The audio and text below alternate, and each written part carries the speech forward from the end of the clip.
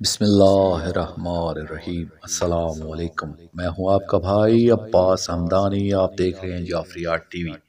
آج کا ہمارا موضوع گفتگو ہے پاک سیدہ ملکۃ العرب صلوات اللہ علیہا اور عیسائی راہب۔ دوستو، مکہ مکرمہ کا شہر ہے جس میں ایک شاہی طرز کا نادر روزگار شاہی محل ہے جسے قصر اخضر کہتے ہیں۔ صبح کا وقت ہے، قصر اخضر کے سین میں لگے ہوئے درختوں کی ٹھنڈی چھاؤں میں قالین بچھی ہوئی ہیں۔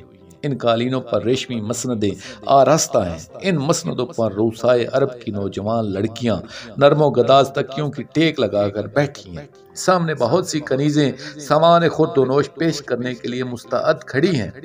ان شریف زادیوں کے سامنے طلائی برتنوں میں اجوق کی کھجوریں اور موسم کے دیگر پھل رکھے ہوئے ہیں جن سے وہ شریف زادیاں دل بہلا رہی ہیں۔ ان کے سامنے ایک سنہری مسند آراستہ ہے جس پر ایک شہزادی تشریف فرما ہے۔ اچانک قصر اخضر کے مرکزی دروازے کی طرف سے ایک کنیز دوڑتی ہوئی آئی۔ اس نے پھولی ہوئی سانس کے ساتھ اطلاع دی کہ ہمارے قصر کے سامنے ایک عیسائی راہب گزر رہا ہے جو اپنے وقت کا مشہور کاہن اور منجم بھی ہے۔ آنے والے واقعات 100% درست بتاتا ہے اور بڑا کامل درویش ہے۔ عورتوں کی فطرت ہے کہ ان کو اپنے مستقبل کے حالات پوچھنے کا بہت شوق ہوتا ہے۔ ساری لڑکیوں نے فوراً کہا کہ اس کاہن کو بلایا جائے تاکہ ہم اس سے اپنے مستقبل کے بارے میں تو پوچھیں کہ ہماری آنے والی زندگی کیسے گزرے گی۔ مگر جو شہزادی سنہری پاک مسند پر تشریف فرما ہے، انہوں نے بڑی بے نیازی سے فرمایا کہ ہمیں ان کے علم پر کوئی یقین نہیں ہے، جو خالق چاہتا ہے وہی ہوتا ہے۔ سب دوشیزاؤں نے اصرار کیا اور عرض کیا کہ اے شہزادی، ہم آپ کی دعوت پر آئی ہیں، آپ ہماری یہ بات مان لیں اور راہب کو بلوا دیں۔ انہوں نے فرمایا کہ تم جانتی ہو ہم پردہ کے سخت پابند ہیں اور وہ غیر محرم ہے۔ اس پاک شہزادی کے پہلو میں ایک رئیس زادی بیٹھی ہوئی تھی جس کا نام صاحبان تاریخ نے نفیسہ بنتے منیہ لکھا ہے۔ یہ بنتے منیہ اس پاک شہزادی صلوات اللہ علیہا کی انتہائی عزیز و چہتی سہیلی اور بے تکلف دوست تھی۔ اس نے عرض کیا کہ بی بی آپ پردہ کر لینا، مگر ہمیں تو اپنا مستقبل معلوم کرنے دیں۔ انہوں نے فوراً ایک کنیز کو حکم دیا کہ جلدی جا کر اس کاہن راہب کو بلایا لاؤ۔ وہ کنیز گئیں اور کچھ دیر بعد ایک سفید رویش مقدس روح راہب کو محل کے اندر لے آئی۔ اس شہزادی نے اپنے رخ اقدس پر نقاب درست کیا اور ان لڑکیوں کے ایک طرف بیٹھ گئیں۔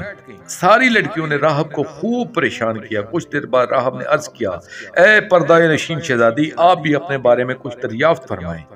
انہوں نے جواباً فرمایا کہ ہمارا ان باتوں پر یقین نہیں ہے۔ اس ضعیف راہب نے عرض کیا، بی بی دین ابراہیم میں کیا کتب سماوی پر یقین رکھنا جائز نہیں ہے؟ فرمایا ہاں، ان آسمانی و الہامی کتب پر یقین رکھنا ایمان کا جزو ہے۔ اس نے عرض کیا کہ میں بھی کتب سماوی کا عالم ہوں اور میں جانتا ہوں کہ ان قریب اس سرزمین پر ایک مقدس شہنشاہ ظہور فرمائیں گے جو 1,44,000 انبیاء کے سردار ہوں گے۔ عیسائی عقیدہ کے مطابق انبیاء کی تعداد 1,24,000 نہیں بلکہ 1,44,000 ہے۔ اس پاک شہزادی نے فرمایا کہ معلوم نہیں وہ کس گھر کو زینت دیں گے۔ سفید ریش کاہن نے مسکرا کر عرض کیا، میں یہ بھی جانتا ہوں آپ میں سے ایک شہزادی کو یہ معراج سعادت نصیب ہوگی کہ اس مقدس شہنشاہ کی رفیقہ حیات ہونے کا شرف حاصل کرے گی۔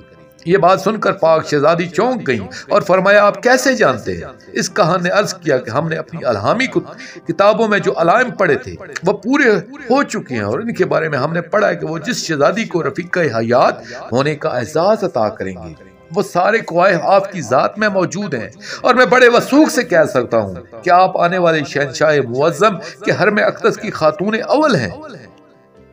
یہ سن کر باقی لڑکیوں نے کہکا لگایا اور مظمہ کونین صلوات اللہ علیہ کے رخ اقدس پر حیا کی سرخی دوڑ گئی۔ انہوں نے فوراً ایک کنیز کو اشرفیاں دی کہ کاہن کے پیش کریں اور انہیں رخصت کریں۔ کاہن تو چلا گیا مگر وہ ایسی بات کر گیا جس نے پاک شہزادی صلوات اللہ علیہ کے دل میں ہلچل مچا دی اور کئی سوالات پیدا کر گئی، اور ان کو کئی سال پہلے کا دیکھا ہوا خواب اور اس کی تعبیر یاد آئی، جس کی وجہ سے ان کے دل میں آنے والے شہنشاہ کے بارے میں تفصیلات معلوم کرنے کی جستجو کی شدید خواہش پیدا ہوئی۔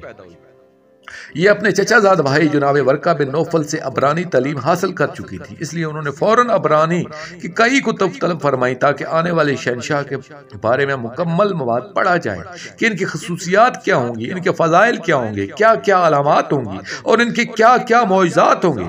انہوں نے اس موضوع پر بہت سی کتابیں دیکھی اور آنے والے شہنشاہ معظم صلی اللہ علیہ وآلہ وسلم کے ساتھ ان کی محبت شدید ہوتی گئی۔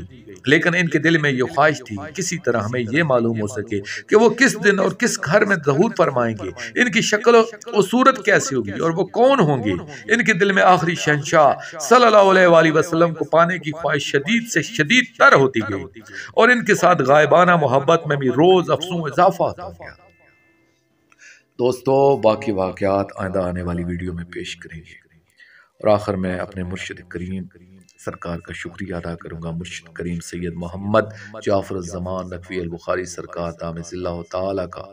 یہ مضمون میں نے ان کی کتاب محسنین اسلام سے پیش کیا، اور آخر میں اپنے پاک شہنشاہ کی بارگاہ میں دعا کریں گے، الجل الجل یا ولی المظلومین یا فوز العظیم یا مسرت المعصومین اجر اللہ تعالیٰ فرجک وصلوات اللہ علیکہ یا رب محمد وآل محمد صلی اللہ محمد وآل محمد وعجل فرج آل محمد صلی اللہ علیہ وآلہ وسلم۔